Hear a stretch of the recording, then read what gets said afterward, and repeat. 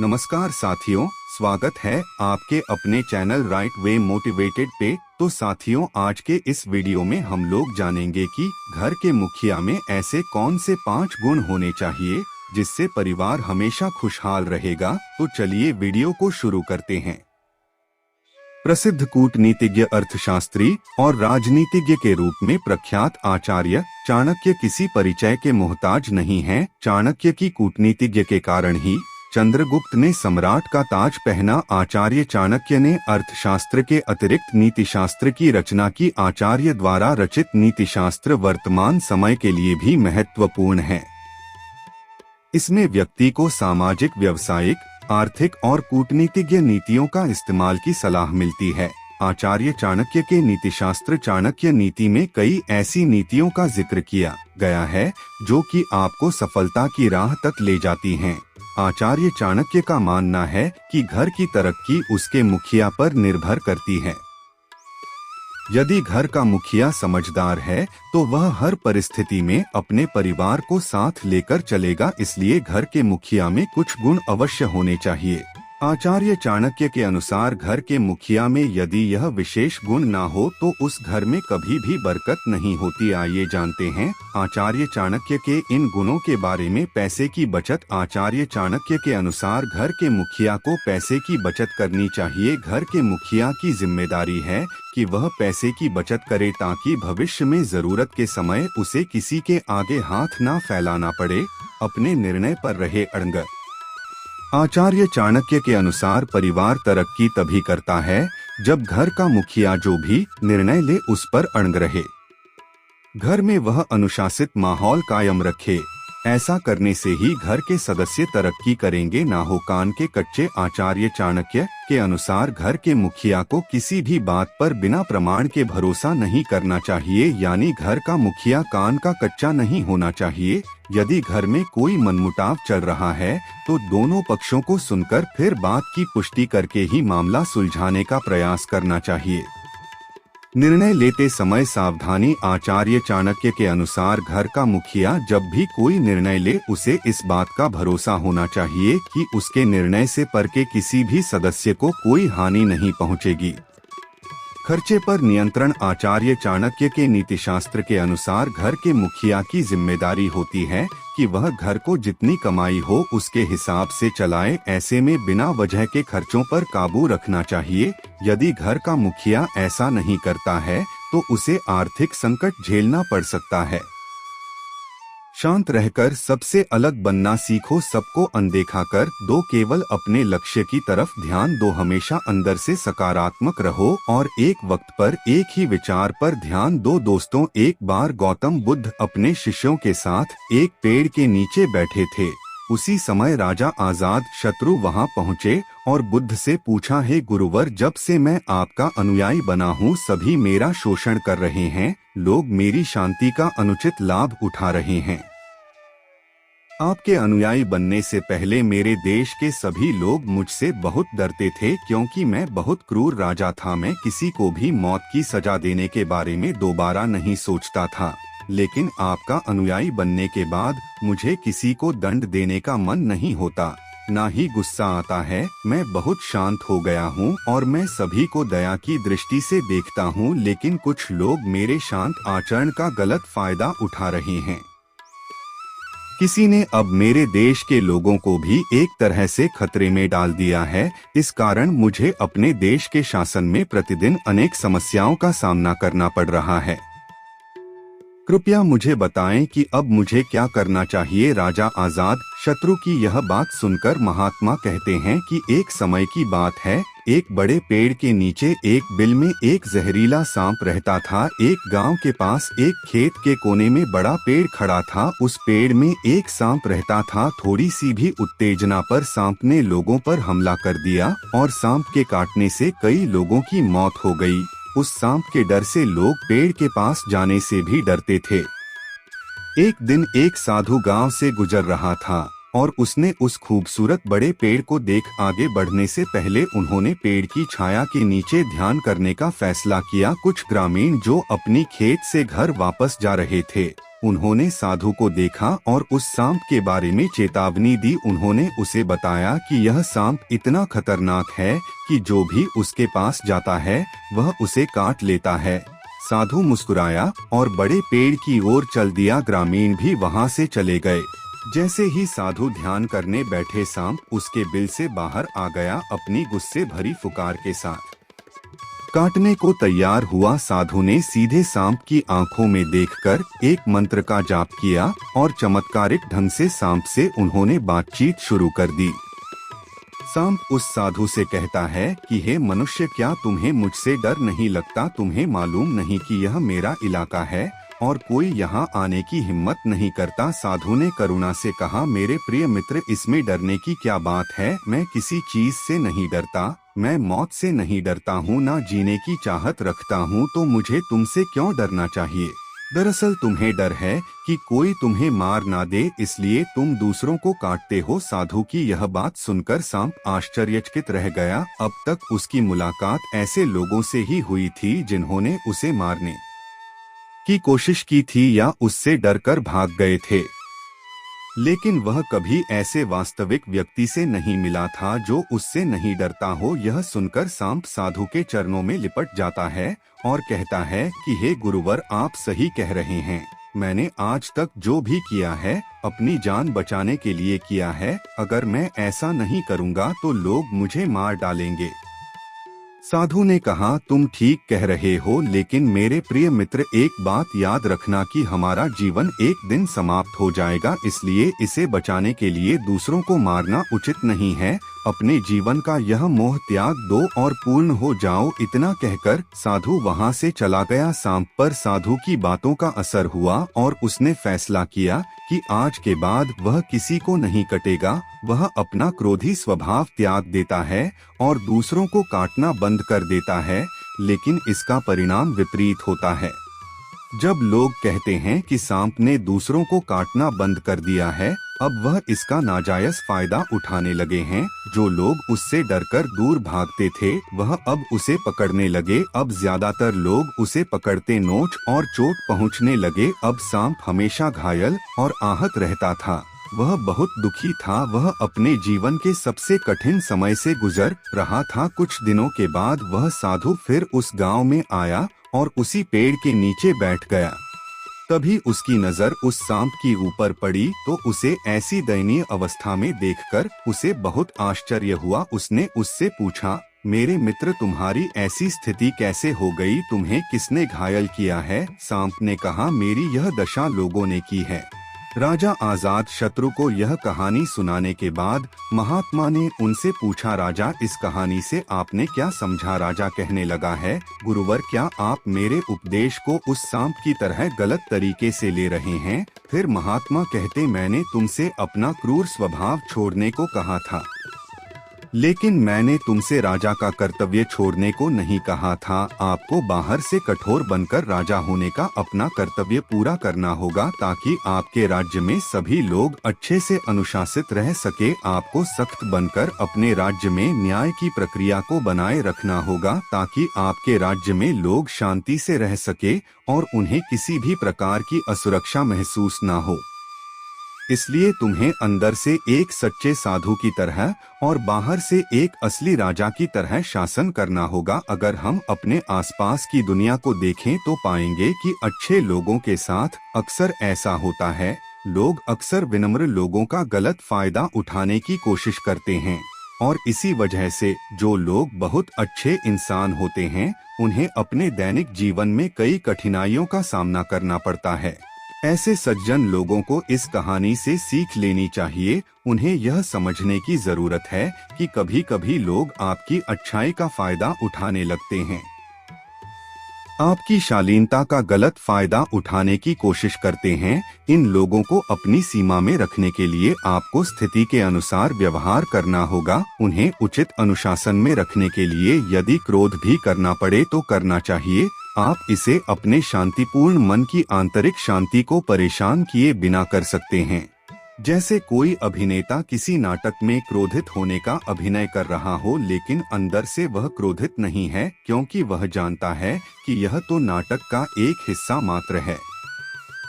इसी तरह आपको इस दुनिया में चीजों को नियंत्रण में रखने के लिए चतुराई से व्यवहार करना होगा। यह जीवन जीने की कला है और अगर आप यह कला सीख सके तो आपको सफल और शांतिपूर्ण जीवन जीने से कोई नहीं रोक सकता। दोस्तों, एक बार की बात है, एक गांव में एक कुम्हार रहता था। वह अपने परिवार का अच्छे से पालन पोषण करता था। उस कुम्हार का एक बेटा था जिसकी उम्र 15 साल थी। वह लड़का खेलता कूदता और पढ़ाई करता था और कभी कभी वह अपने पिता की माटी के घड़े बनाने में मदद भी करता था।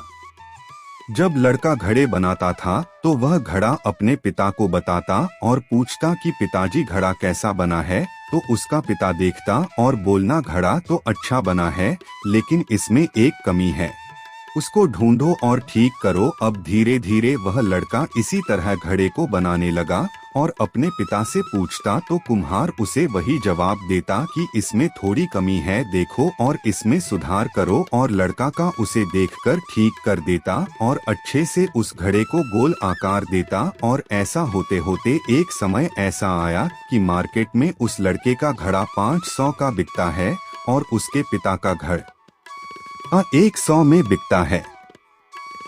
अब कुछ दिनों तक ऐसा ही चलता रहा और लड़का घड़े बनाते समय फिर अपने पिता से पूछता है कि पिताजी घड़ा कैसा बना है, तो पिता फिर वही जवाब देता है कि तो सही बना है, बस थोड़ी सी कमी है, देखो और उसे सही करो। जैसे ही पिता ने यह बात बोली तो वह लड़का अपने पिता से बोलता है कि आप हमेशा यही बोलते हो, आपको कुछ नहीं पता, मेरा घड़ा मार्केट में 500 का बिकता है और आपका 100 का मेरा घड़ा अच्छा बना है, आप हमेशा कमी निकालते हो। तो पिता चुप हो जाता है और फिर बोलते हैं कि ठीक है बेटा, तुझे जैसा अच्छा लगे बना लो, और फिर पिता अपने काम में लग जाता है और लड़का अपने काम में लग जाता है। अब धीरे धीरे उस लड़के के घड़े की सेल गिरने लगती है, लेकिन पिता के घड़े अभी भी 100 के ही बिकते हैं। तो अब लड़का हैरान होने लगता है कि यह क्या हो रहा है।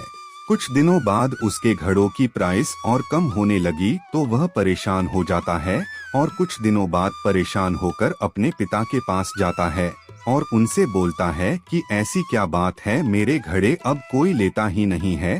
तो वह कुम्हार अपने बेटे को बताता है कि तुमने मुझसे बोला था कि मेरा घड़ा इतने का बिकता है और तुम्हारा घड़ा इतने का, तो यही बात कुछ समय पहले मैंने अपने पिता से बोली थी, जिसकी वजह से मैं यहाँ तक सीमित रह गया, क्योंकि मैंने गलती की थी उस बात को समझने की। लेकिन तुम इस बात को समझो कि कोई भी काम हम करते हैं तो उसमें कुछ ना कुछ कमी रही जाती है और उस काम को और अच्छे से किया जा सकता है।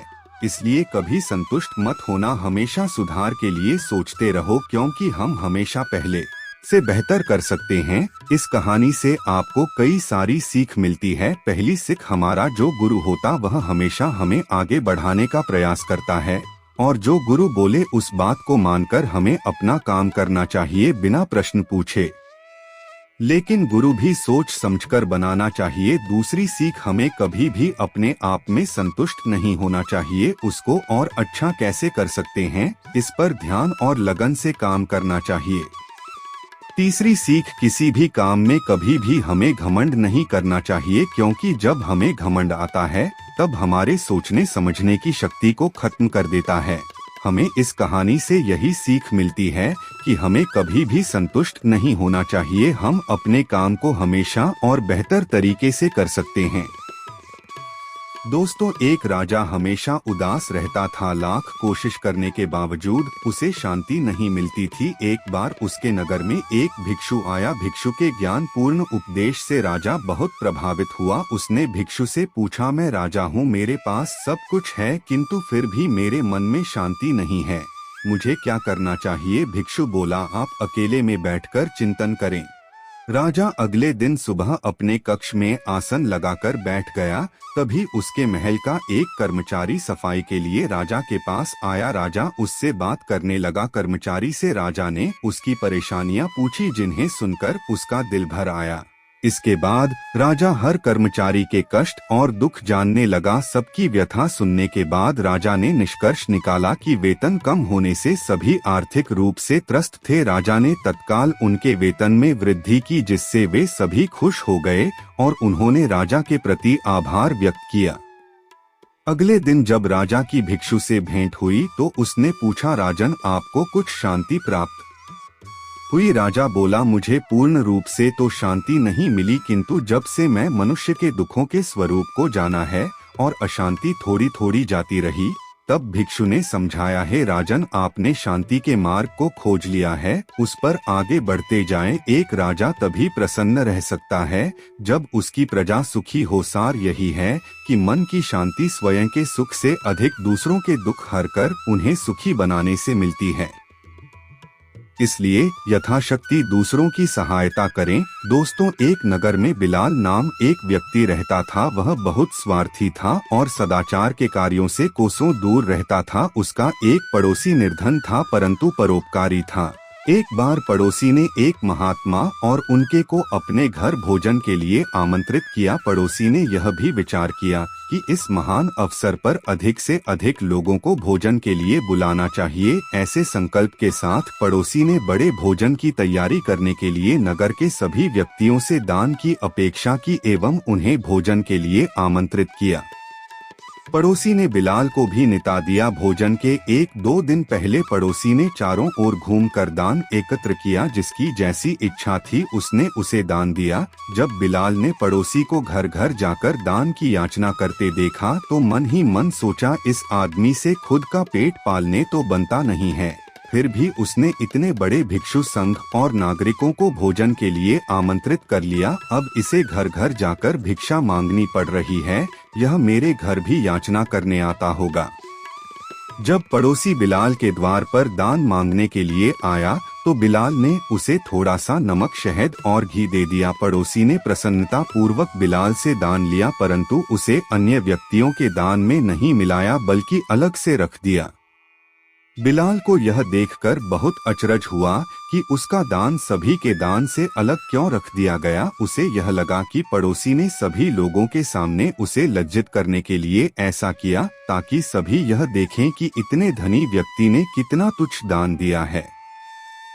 बिलाल ने अपने नौकर को पड़ोसी के घर जाकर इस बात का पता लगाने के लिए कहा। नौकर ने लौटकर बिलाल को बताया कि पड़ोसी ने बिलाल की दान सामग्री को थोड़ा सा लेकर चावल, सब्जी और खीर आदि में मिला दिया। यह जानकर बिलाल के मन से जिज्ञासा नहीं गई और उसे अब भी पड़ोसी की नियत पर संदेह था। भोज के दिन वह सुबह अपने कपड़ों के भीतर एक कटोरा छुपाकर ले गया ताकि पड़ोसी द्वारा लज्जित किए जाने पर वह उसे मार डाले। वहां जाने पर उसने पड़ोसी को महात्मा से यह कहते हुए सुना, महात्मा, इस भोज के निमित्त जो भी द्रव्य संग्रहित किया गया है वह मैंने नगर के सभी निवासियों से दान में प्राप्त किया है। यह कम हो या अधिक सभी ने पूर्ण श्रद्धा और उदारता से दान दिया। सभी के दान का मूल्य समान है। पड़ोसी के यह शब्द सुनकर बिलाल को अपने विचारों की तुता का बोध हुआ और उसने अपनी गलतियों के लिए सभी के समक्ष खुशी से क्षमा मांगी। बिलाल के पश्चाताप के शब्दों को सुनकर महात्मा ने वहां उपस्थित समस्त व्यक्तियों से कहा, तुम्हारे द्वारा किया गया शुभ कर्म भले ही कितना ही छोटा हो पर उसे तुच्छ मत समझो। छोटे छोटे शुभ कर्म एकत्र होकर भविष्य में विशाल रूप धारण कर लेते हैं। दोस्तों, एक बार गौतम बुद्ध एक दिन एक वृक्ष को नमन कर रहे थे। उनके एक शिष्य ने यह देखा तो उसे हैरानी हुई। वह बुद्ध से बोला, भगवान, आपने इस वृक्ष को नमन क्यों किया? शिष्य की बात सुनकर बुद्ध बोले, क्या इस वृक्ष को नमस्कार करने से कुछ अनहोनी घट गई? शिष्य बुद्ध का जवाब सुनकर बोला, नहीं भगवान, ऐसी बात नहीं है, किंतु मुझे यह देखकर हैरानी हुई कि आप जैसा महान व्यक्ति इस वृक्ष को नमस्कार क्यों कर रहा है। वह ना तो आपकी बात का जवाब दे सकता है और ना ही आपके नमन करने पर प्रसन्नता व्यक्त कर सकता है। बुद्ध मुस्कुराए और बोले, बेटा, तुम्हारा यह सोचना गलत है। वृक्ष मुझे जवाब बोलकर भले ना दे सकता हूँ, किंतु जिस प्रकार प्रत्येक व्यक्ति के शरीर की एक भाषा होती है, उसी प्रकार प्रकृति और वृक्षों की भी एक अलग भाषा होती है। अपना सम्मान होने पर यह झूमकर प्रसन्नता और मृतजीवी बने रहना चाहिए, क्योंकि प्रकृति व्यक्ति को सुंदर जीवन प्रदान करती है। तुम जरा इस वृक्ष की ओर देखो कि इसने मेरी कृतज्ञता धन्यवाद को बहुत ही खूबसूरती से ग्रहण किया है और जवाब में मुझे झूमकर बता रहा है कि आगे भी वह प्रत्येक व्यक्ति की हर संभव सेवा करता रहेगा। बुद्ध की बात पर शिष्य ने वृक्ष को देखा, तब उसे लगा कि सचमुच वृक्ष एक अलग ही मस्ती में झूम रहा था और उसकी झूलती हुई पत्तियां, शाखाएं, वह फूल मन को एक अद्भुत शांति प्रदान कर रहे थे। यह देखकर शिष्य वृक्ष के सामने झुक गया। तो दोस्तों, आपने इस वीडियो से कुछ भी सीखा हो तो चैनल को सब्सक्राइब करके नोटिफिकेशन बेल आइकन को ऑल पर सिलेक्ट कर लीजिए। धन्यवाद।